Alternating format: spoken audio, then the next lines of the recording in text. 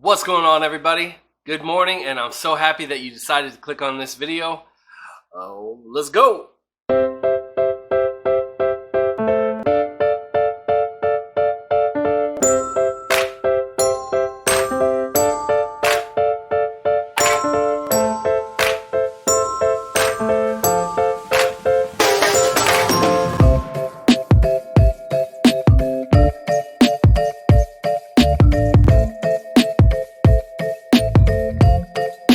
This morning's scripture is actually going to be coming from a couple of different books, but we're going to start with the first one, and that's coming out of Genesis chapter 28, verses 10 through 22.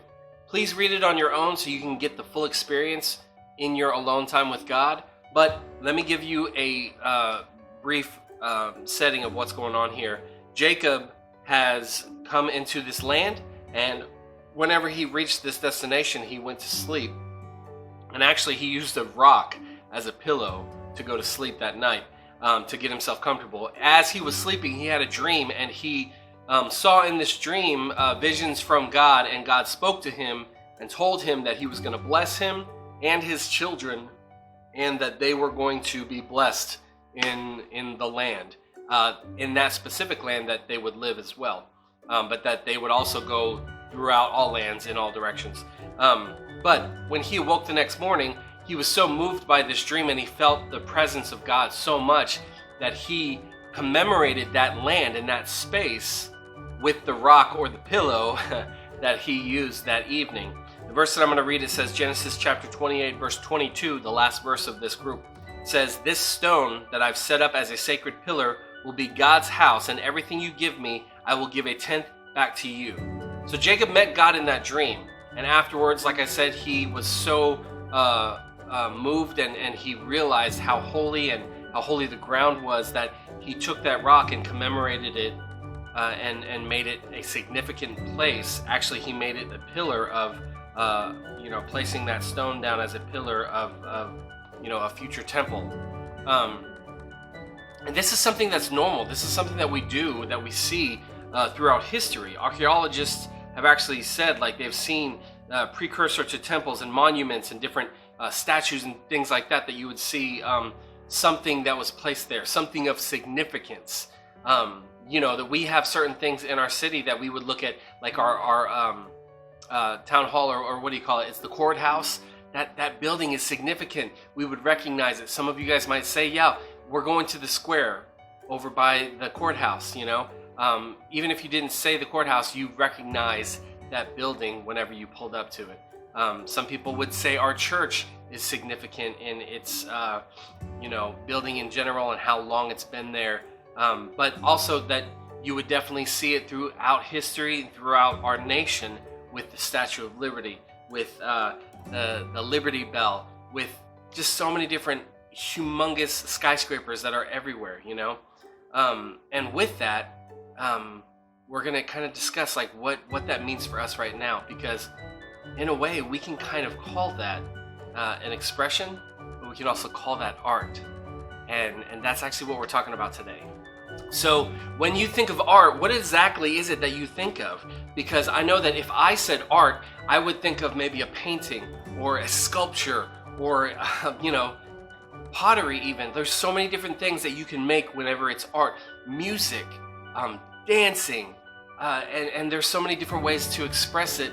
But art comes in so many different forms. A lot of you guys express yourself in art when it comes to band, when it comes to drama, when it comes to any type of wood or metal bending something shop that you guys might be a part of. There's art in so many different things. This has become a very moving thing, especially lately, because there's been a lot more expression of art in the streets, in people's homes, that they can actually express outwardly, as far as like sidewalk chalk, or just people doing, have you seen these videos of people singing on their balconies and then other balconies joining in? Or there's been like dance parties in balconies as far as like their buildings go, or just figuring out how to have block parties but still being able to maintain their social distancing requirements. It's really neat. It's really encouraging. It brings a lot of hope to people, and that's actually really, really important. What art do you get involved in that maybe you don't perform yourself, but it affects you? It impacts your life, or it brings a moving feeling to you. For me personally, music is probably my most favorite form of art, because music, I think that no matter what genre of music we're talking about, it can affect everybody, and it does inspire or set the right mood or tone to any environment. You guys may or may not have noticed that this undertrack of my video that I have, and I've played multiple different versions, but I always like putting music in everywhere, because I feel like in every video, because I feel like, just the quiet seems,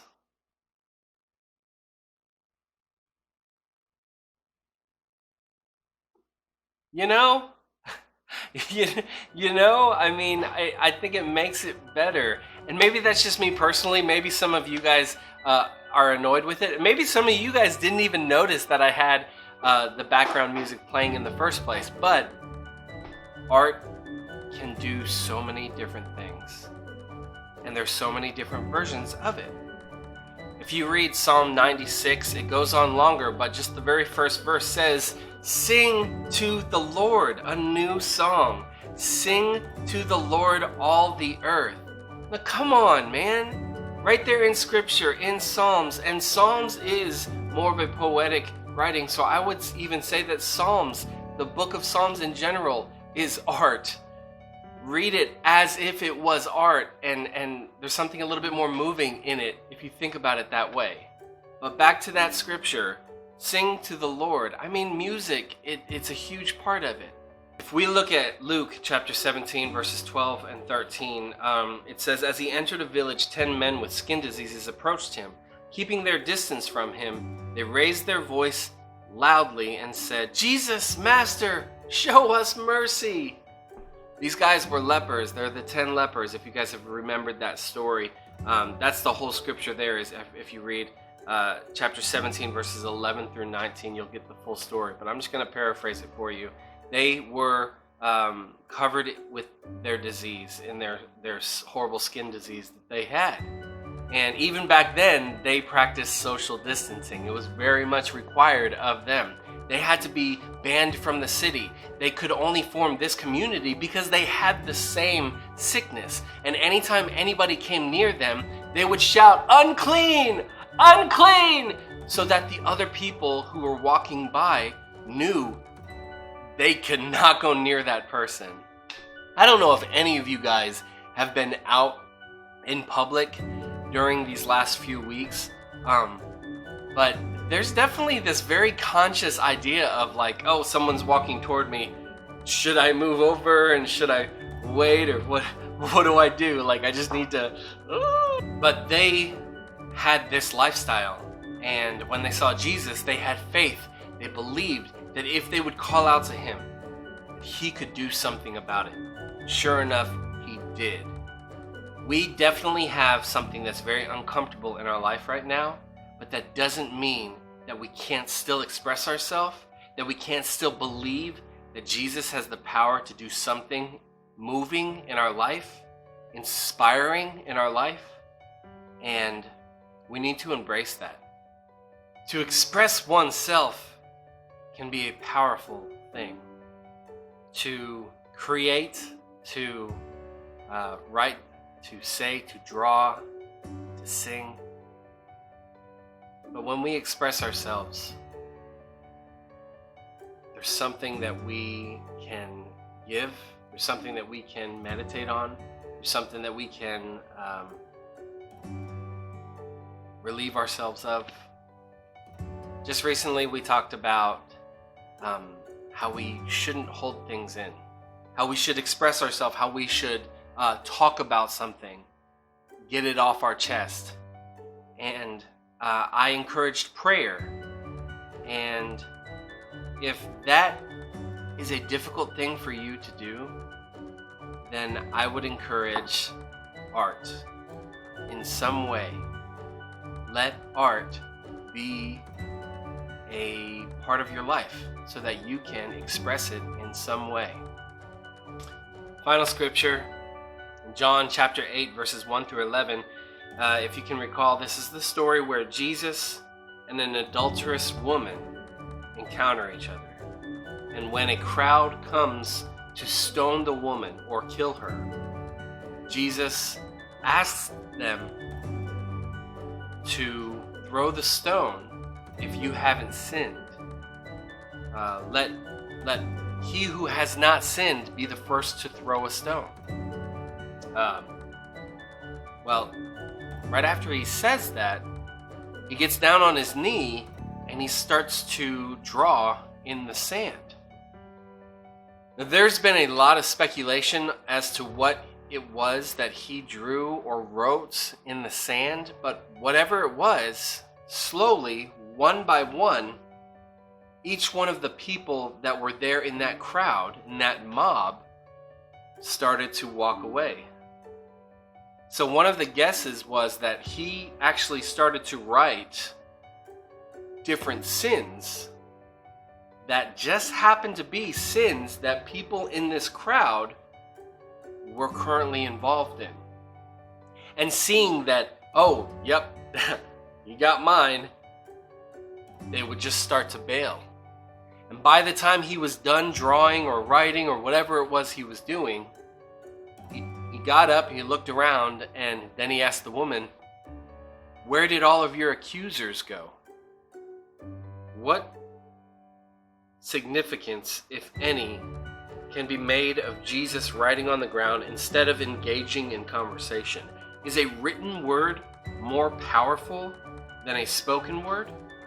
Is an image more powerful than words?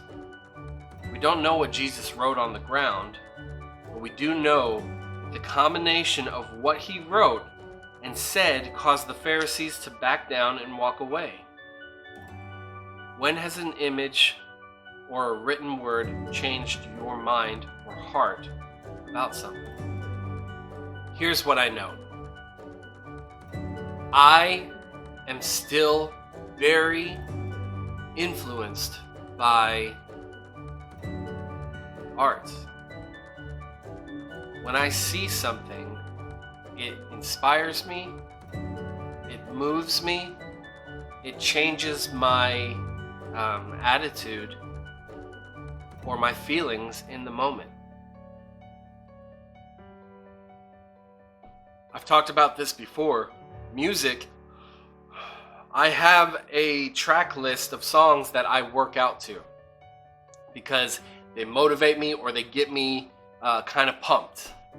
I have another track of songs that I might just relax to because they're soothing and they're meditative and they make me feel good. I have a whole nother track of songs that might fuel my joy because they make me happy and they make me want to get up and dance. I have a movie that I go to if I'm sad because it gets me to the point of tears if that's what I crave. I have a movie that brings me back to being a child and feeling like one again. We have things in our life that inspire us, that move us, that bring us to other levels of feelings.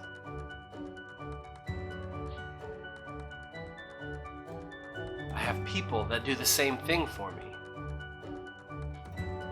But when I let those things in my life, if for a moment it changes my life, won't you let God do that as well? Let Him in your life. Let Him change your life and express yourself.